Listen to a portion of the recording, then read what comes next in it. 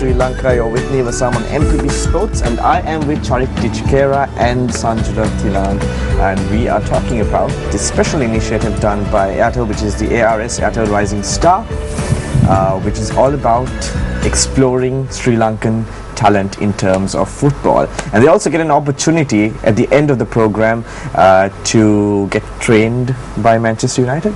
Yes, the final 12 who get selected get to spend about 10 to 12 days at the Soccer Schools Academy in Manchester, UK, where they will meet the soccer school coaches. I mean, these coaches, just to give you a background, are entrusted by Manchester United to at different age groups to identify talent across the world. So these soccer schools attract kids from Brazil, from America, from Europe, and even from the Far East, and now from Sri Lanka.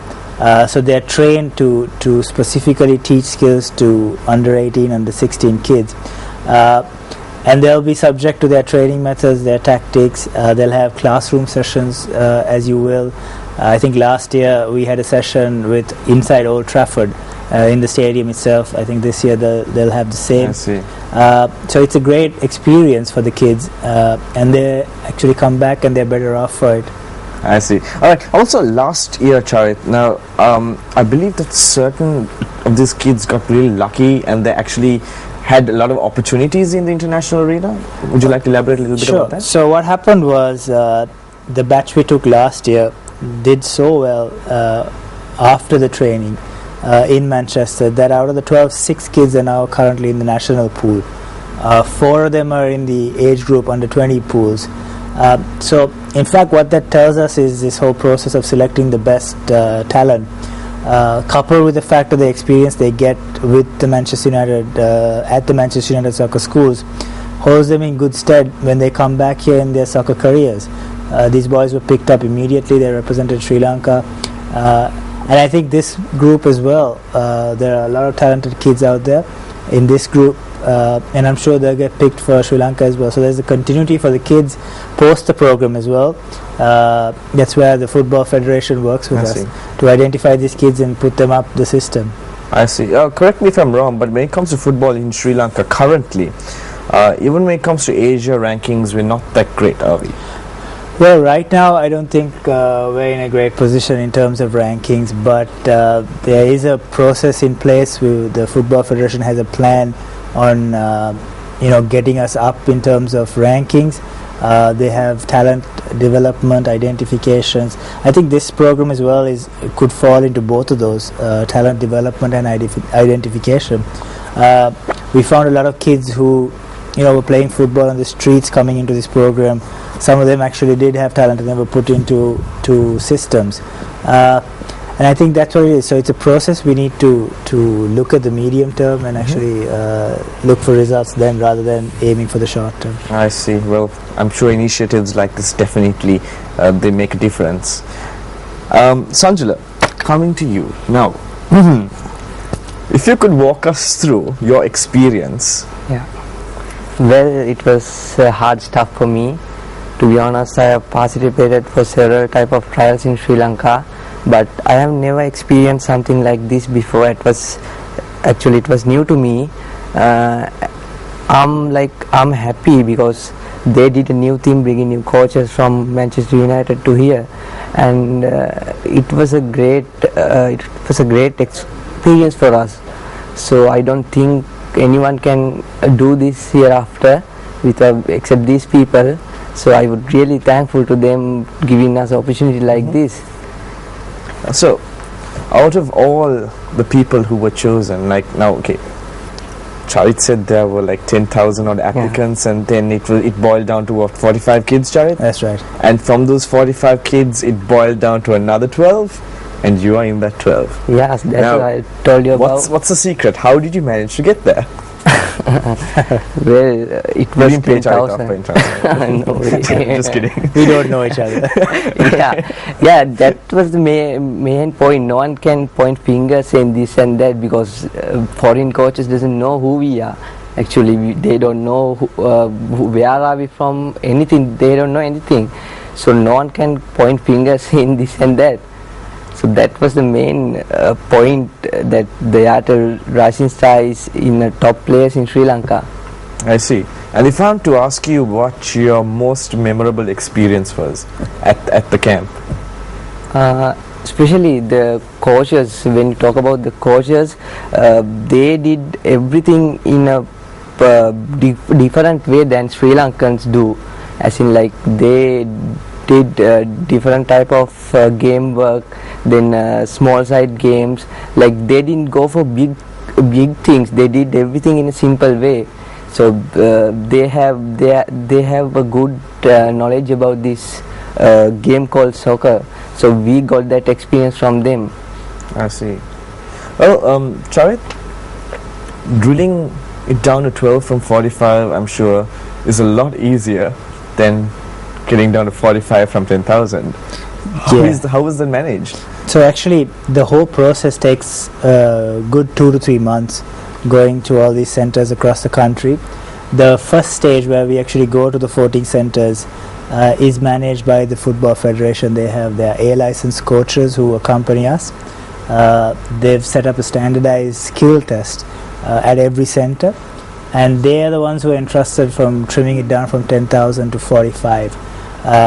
I must say they've done an amazing job, and the testimony to that is the talent that we bring into the soccer camp, the 45 boys this time. And so they're in charge of that phase. We have the same A licensed coaches going across the country, so there is uniformity, there is standardization in the selection process.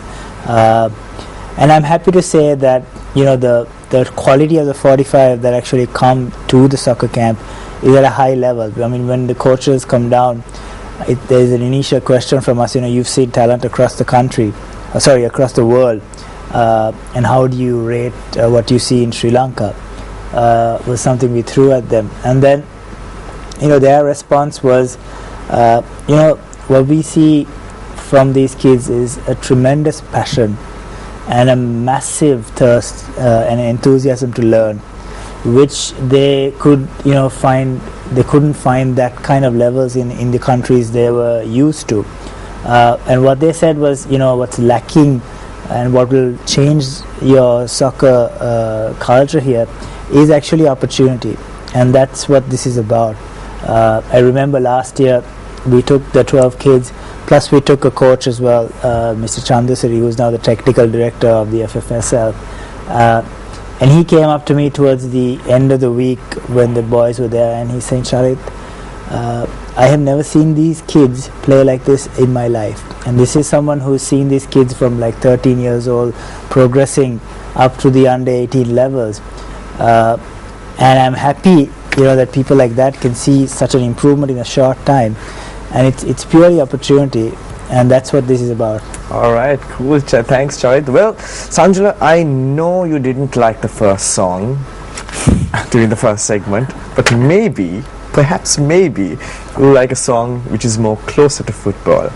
I'll let you check it out. We're going to go in for a short commercial break right after. Stay tuned, we'll be right back.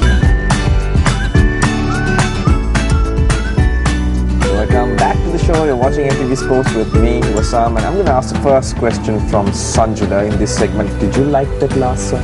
Yeah, obviously, everyone do.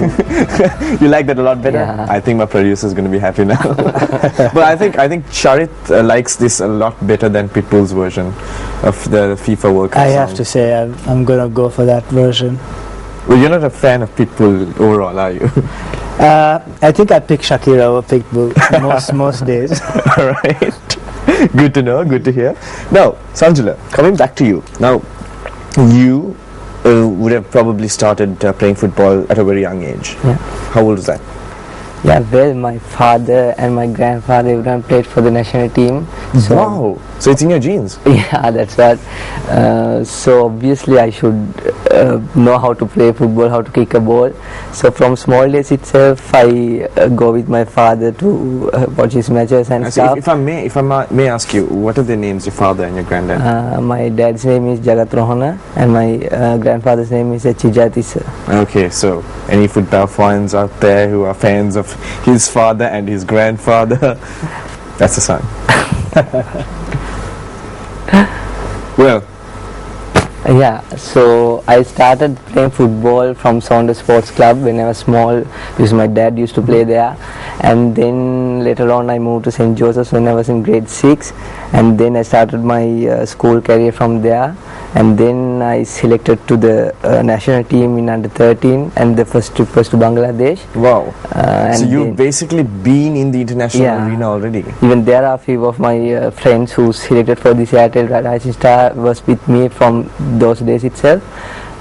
So then it was to Iran, and there are some countries have gone.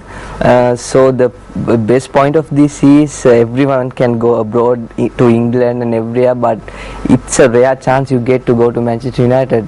I see. And what do you think about the school level competition here in Sri Lanka when it comes to football?